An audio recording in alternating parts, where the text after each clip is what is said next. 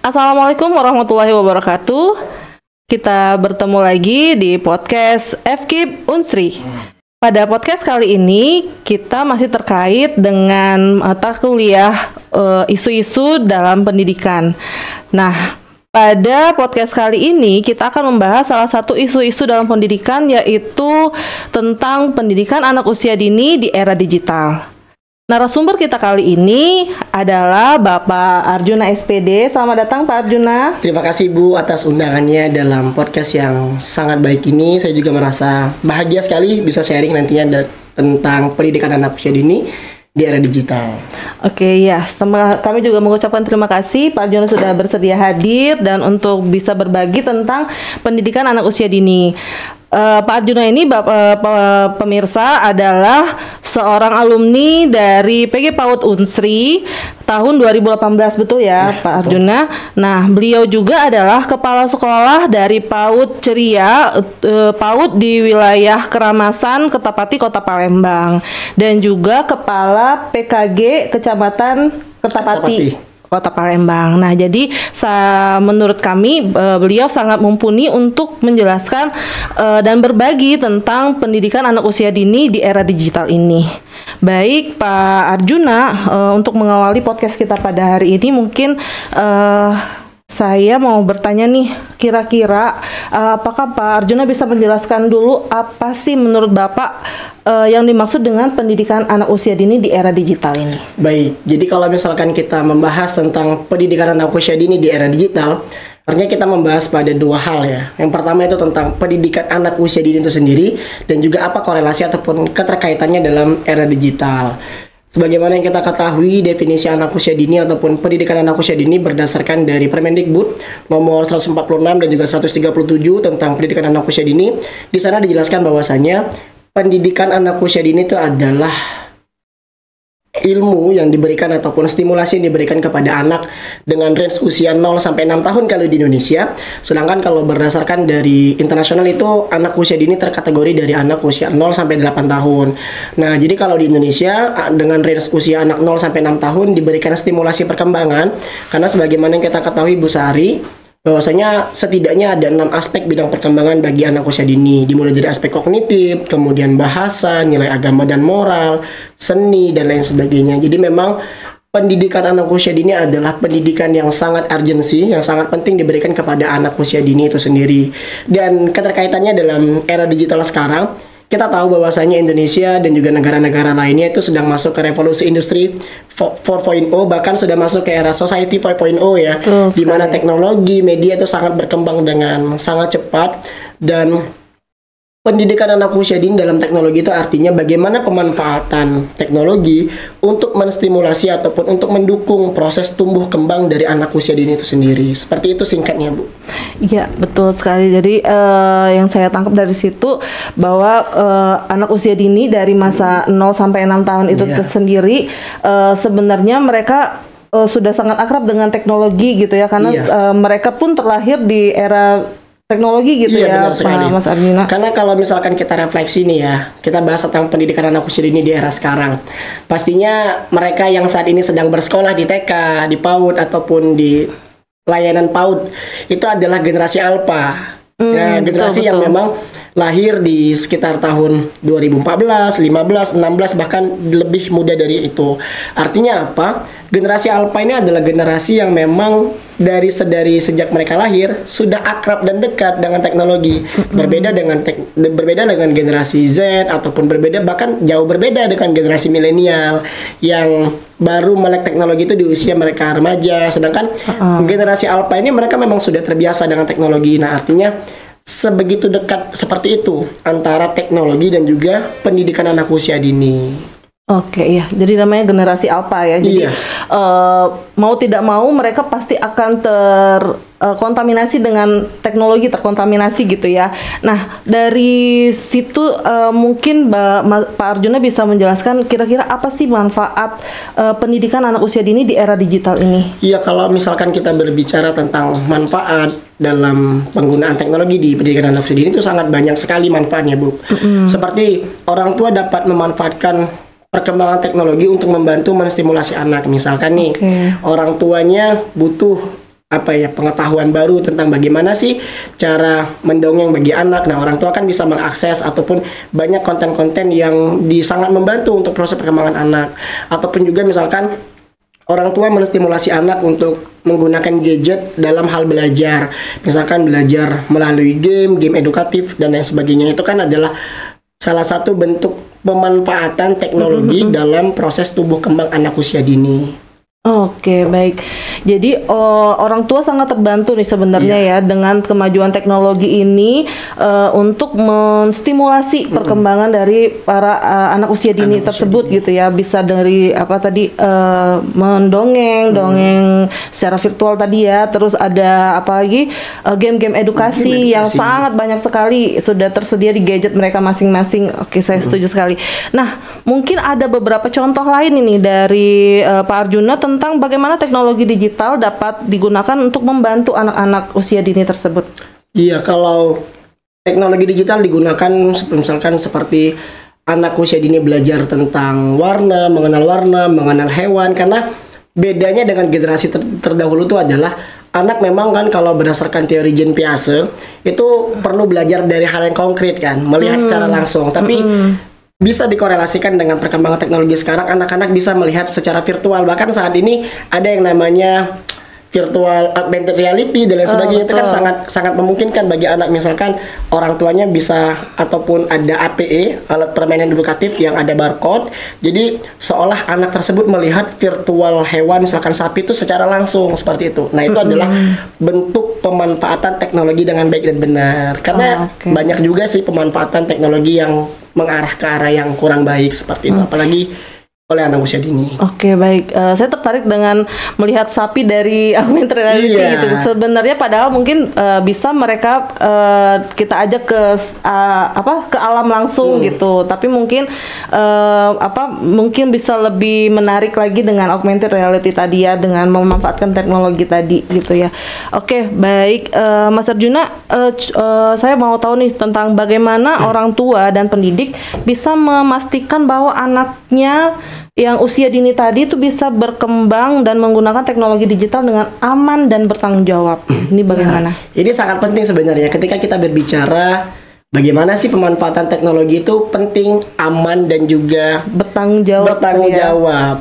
Jadi kalau saya di PAUD KB Ceria di tempat saya mengajar, saya bilang kepada wali murid orang tua, tidak masalah Bapak Ibu mengenalkan gadget, mengenalkan handphone kepada anak, akan tetapi Bapak Ibu pertama perlu menetapkan screen time. Berapa lama sih anak itu diperbolehkan menggunakan gadget. Itu terpapar layar ya. Terpapar layar. Kedua, hal yang sangat penting dilakukan itu adalah orang tua wajib terlibat dalam proses belajar anak melalui teknologi. Maksudnya seperti apa? Algoritma di media sosial itu kita yang perlu menentukan. Jangan sampai TikTok ataupun Instagram itu yang menentukan algoritma untuk kita. Jadi orang tua wajib memilah dan memilih konten mana yang perlu anak-anaknya tonton. Misalkan kita tahu itu konten negatif, artinya kita pilih opsional untuk tidak menyukai konten tersebut. Nah, dengan begitu konten-konten negatif tersebut tidak muncul ataupun tidak direkomendasikan untuk anak. Nah, sedangkan konten-konten yang edukatif itulah konten-konten yang perlu disukai agar nantinya konten-konten tersebut yang terus muncul ketika anak menggunakan handphone. Seperti itu, Bu. Oke. Jadi yang saya ambil di sini bahwa aman dan tanggung jawab itu sebenarnya peran orang tua yang dibutuhkan gitu ya. Dimana tadi seperti contohnya mengatur screen time-nya, terus memilah konten mana yang lebih baik dipaparkan untuk anak-anaknya gitu ya. Oke, nah sudah pasti kan dengan kontak dengan teknologi tadi bagi anak-anak akan menimbulkan resiko. Nah, kira-kira apa saja sih resiko yang terkait dengan penggunaan teknologi digital tersebut kepada anak usia dini ini? Sebenarnya kalau penggunaan teknologi pada anak usia dini itu beberapa hal positif dan juga pastinya tidak terlepas dari hal negatif. Misalkan bagi kesehatan anak yang terlalu sering kontak dengan gadget, pastinya motorik dari matanya juga mengalami ketergangguan karena kan cahayanya tidak bisa diatur ataupun karena berjam-jam tadi kan kita melihat gadget. Itu yang pertama.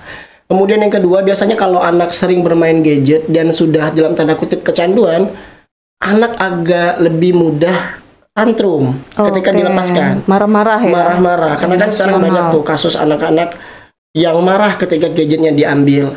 Nah, kemudian yang ketiga, karena seperti teknologi augmented reality tadi kan, seperti kata Bu Sari tadi, anak-anak jadi kurang waktu untuk berinteraksi langsung kepada alam. Betul. Sebenarnya anak-anak ketika menyentuh tanah secara langsung, anak-anak bermain pasir secara langsung itu jauh lebih baik ketimbang anak-anak scroll layar handphone ataupun layar gadget. Nah, jadi tapi tadi memang begitu penting dan vitalnya peran orang tua untuk membatasi dan mengarahkan anak-anaknya dalam penggunaan teknologi seperti itu, Bu Sari. Oke, baik, terima kasih penjelasannya. Jadi betul ya pemirsa bahwa resiko sudah pasti akan ada ya gitu, terutama untuk kesehatan dari anak tersebut gitu, terus lagi interaksi gitu ya dengan alam, dengan lingkungan sekitar sehingga tidak seperti autis gitu ya, pada dunia sendiri seperti itu. Nah, jadi akan banyak sekali resiko. Nah, mungkin Pak Arjuna bisa menjelaskan nih bagaimana orang tua atau pendidik bisa membantu anak-anak mengembangkan keterampilan sosial dan emosionalnya di era digital ini. Oke, baik. Kalau untuk keterlibatan orang tua ataupun pendidik dalam membantu anak dalam hal ini ya, dalam proses tumbuh kembangnya dalam bidang aspek sosial emosional, artinya orang tua wajib berperan sebagai orang tua. Jadi bukan hanya sebagai orang tua, tapi juga berperan sebagai orang tua.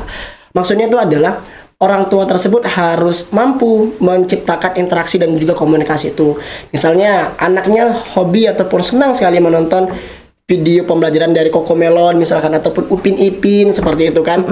Nah, maka orang tua juga perlu mengajak stimulasi anak itu dengan bertanya, misalkan, wah tadi di film itu karakter Upin itu bagaimana ya? Nah, anak tersebut kan pasti, mama misalkan katanya, oh Upin itu tadi berbagi loh dengan temannya, ternyata ketika berbagi temannya mengucapkan terima kasih dan lain sebagainya. Tapi ketika anak tersebut sudah bercerita, orang tua juga wajib memberikan feedback, umpan balik. Oke, harus ada umpan balik ya, jangan cuma respon. Oh gitu aja gitu ya. Jadi orang tua juga perlu memberikan respon, misalkan, wah berarti anak ataupun wah berarti adik juga harus berbuat baik seperti Upin, karena dengan berbuat baik kita akan dapat pahala dan lain sebagainya. Jadi penggunaan teknologi itu bukan serta-merta untuk memenuhi kebahagiaan sesaat, tetapi juga menjadi proses bagi anak tersebut dalam belajar, seperti itu. Oke, saya tertarik dengan kalimat terakhir ya. Jadi bukan hanya kebahagiaan sesaat, hanya men-scroll-scroll, tapi dia juga ada pembelajaran dari interaksi dia dengan layar HP tadi. Oke, menarik sekali. Jadi di situ bisa terlihat mengembangkan keterampilan sosial dan emosionalnya.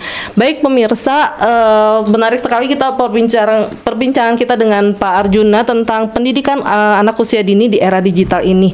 Nah, sepertinya waktu kita sudah habis Pak Arjuna. Jadi terima kasih banyak atas ilmunya, sharingnya pada hari ini tentang bagaimana kita menyikapi pendidikan anak usia dini pada di era digital ini gitu ya. Yang saya tangkap sih sebenarnya peran orang tua itu sangat dibutuhkan, karena memang usia anak 0 sampai 6 tahun ini memang masih betul-betul pendampingan dari orang tua yang bukan hanya sosok orang tua tapi peran sebagai orang tua. Terima kasih banyak.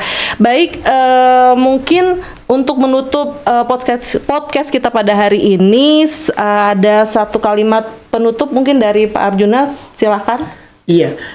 Indonesia saat ini sedang fokus menuju Indonesia Emas tahun 2045.